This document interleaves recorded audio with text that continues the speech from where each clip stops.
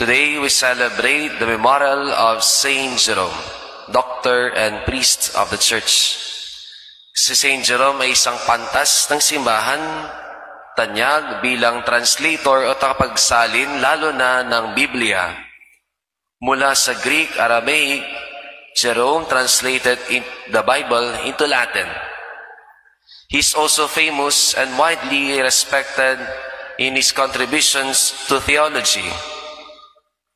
Si Saint Jerome din ay kilala din bilang sa pagmamahal niya kay Jesucristo sa banal na kasulatan. Saint Jerome loves the Lord through the sacred scripture.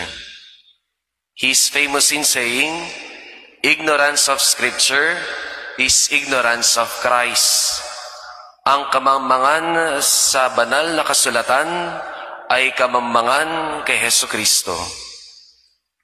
He also once said, when we pray, we speak to God.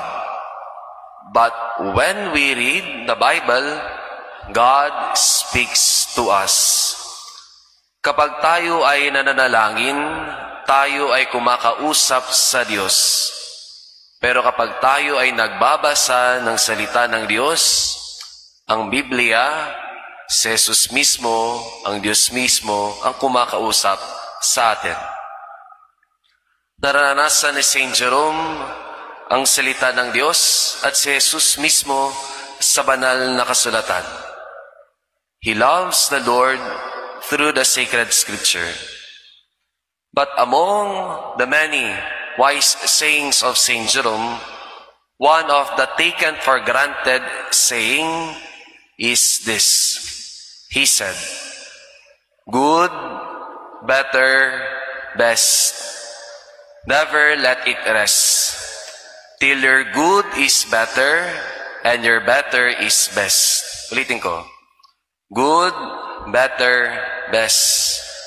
Never let it rest till your good is better and your better is best. Dearly beloved, ngayon ay huling araw ng buwan ng Setyembre. Bukas na po ay unang araw ng Oktubre. Ganun na po kabilis sa mga araw na nagdaan sa ating taon. We have now more 3 months remaining for 2025. So my question to you is that, for the past months, how are you? Good, better, or best? Paano tayo makakatungo sa best? Mother Teresa of Calcutta teaches one. She said, God has not called me to be successful. God has called me to be faithful. We should not strive for success. We should strive for fidelity. Kaya mga kapatid kay Kristo, try and try. Be consistent. Be faithful.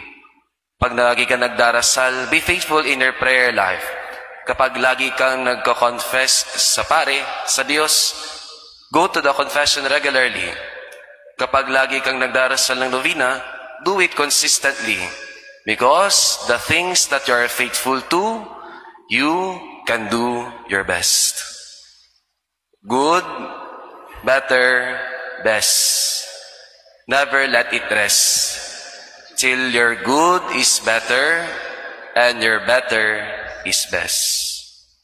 Saint Jerome, pray for us.